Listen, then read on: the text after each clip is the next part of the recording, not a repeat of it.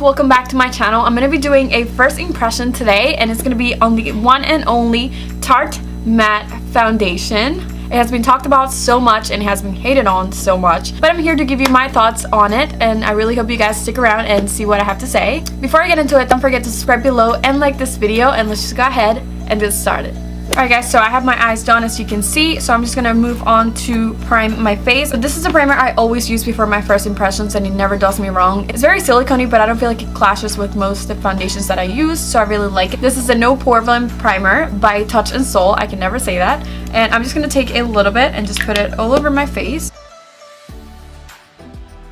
Here it is. It comes in this little box. There's two of them. I know they came up with the matte foundation and also the hydrating foundation. I know I should be going for the hydrating foundation since I have really dry skin, but for some reason I just love the matte finishes on all foundations, and I don't feel like they're very drying if I moisturize well underneath, so I just wanted to try this one out.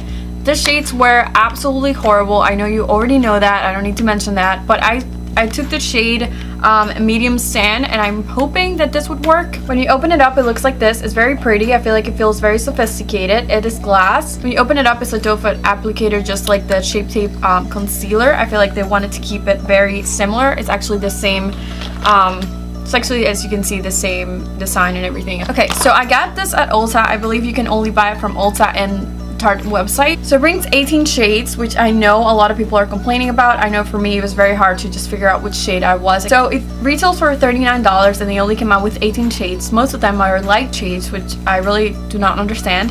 But anyway, it shows my shade based on all the videos that I saw, and I'm like crossing my fingers that this really works out for me because I'm really excited about this foundation. People didn't like the shade range, but for some reason they liked the finish of it, so that's all I need to know if I have to mix it. It'd be very disappointing if I had to buy two of them to mix it. If I would have to do that, then I probably wouldn't keep it. It's saying that it provides the same coverage as the Shape Tape concealer, which is a lot to say because it's my favorite concealer. It says it smooths over pores and imperfections with rich airbrush full coverage and dries to a flawless matte finish using a unique concealer inspired wand. It says it's hypoallergenic, dermatology tested, waterproof, long wear, vegan, oil free, talc free, and alcohol free. That's all it says in the website, so we're gonna go ahead and just try it out. I've seen people say that it does apply better with a brush, so I'm gonna be taking the Sigma Flat Kabuki F80. So we're gonna do the brush on the right side and then the sponge on the left one. So I'm just gonna take it and I'm gonna start applying. I'm gonna do the right side first. I don't dislike this applicator, but I do feel like I could be okay with it just being a bottle with a pump, and we don't have to like take it out and put it back in there. Shade wise, it's definitely a little light for me.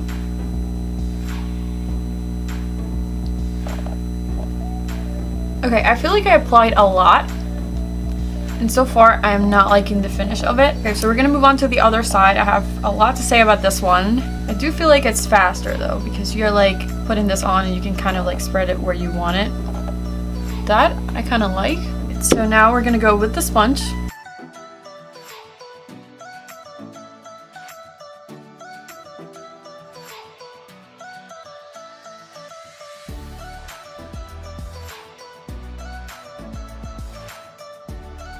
Definitely looks a little like pink tone for my skin, but I don't dislike how it looks. This side you can see, I don't know if it was like the brush. That brush has never done me wrong before, but this time you can see like airbrush like strokes almost of the foundation. That I really don't like. So I'm gonna go ahead and put a little bit more on.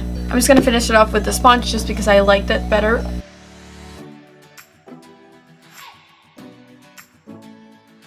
Okay, as far as coverage, I really like it. I can barely see my imperfections. I can definitely see a lot of texture that I'm seeing.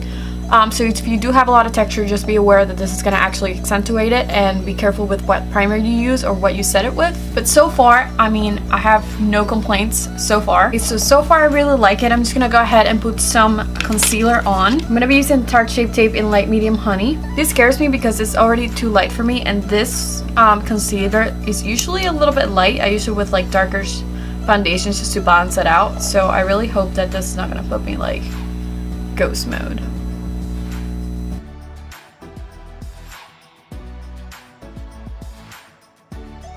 Alright, so I'm gonna get off camera, I'm gonna finish off the rest of my makeup, and then I'll be back to give you guys some details. Okay, so this is the final look. I also did a video on the look that I'm wearing on my eyes. It's from the Violet Blush palette, so if you want to see that, I'm gonna link it up top. Thoughts on this foundation. So shade wise, it is medium sand. I did not expect medium sand to be so pink undertone. You can definitely see that it actually doesn't match me well, and I feel like in the pictures you're gonna see it as well. But in terms of coverage, I really like it. I really like how it came out. I really like how everything's set on top. I absolutely love how the bronzer and the blush are looking on it, especially once I put on the highlighter. It doesn't look like there's any texture. The texture that I was seeing when I was applying it, that it was like right here, it actually went away, and I'm not seeing that. You can see a little bit of texture right here on my forehead, but that's nothing, I mean, that happens to me with every foundation that I use, and I'm really happy how it came out. As far as cost, I feel like any foundation at this moment costs $39, but if it's gonna cost $39, I would like it to be the shade that it actually fits me. I do not want to buy another foundation just to make it fit me. I mean, I would try like maybe mixing it with a cheaper one, but it's very disappointing when you have to do that. Usually I never get like one foundation that actually fits my skin like perfectly, but it's never this far off. I mean, I could try and go into the store and just seeing if there's any other one that would probably fit me, but what I've seen and the swatches that I've seen, I don't think really it's gonna work out for me. As far as the applicator, I kind of like it and dislike it. I don't know how to feel about it. If this is something you're gonna use by yourself and yourself only, I mean, I really like the fact that it's so easy to apply, but I do not like the fact that I'm gonna be like put it on my face and then put it on. I mean, I think if I'm gonna keep this, I'm probably gonna be dumping it into like the beauty blender or something like that, because I do not want like all those germs going back into the bottle and then back into my face and then back into the bottle. I'm really weird about those things. Talking about the applicators, I really like how it looked with the sponge. I know a lot of people prefer using it with the brush. For me, the brush just didn't work out at all. I ended up using just a sponge for both sides of my face, and I really like it. I did set it because I always set my foundations. I used the Chanel pattern translucent one, but I didn't feel like I needed to. I only did my forehead and under my eyes just so the concealer wouldn't crease, but I didn't think I needed to, so I'm really excited for that. I really want to go back into the store and see if there's any shade that actually fits my skin, but so far I'm really loving the finish of it. I'm really impressed. Kind of reminds me of the Lancome foundation that I really like.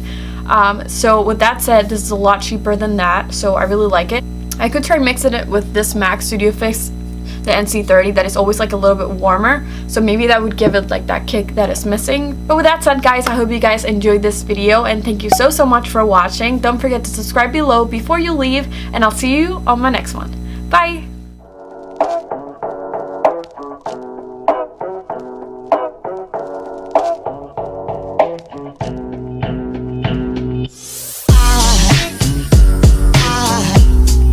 Aside from us.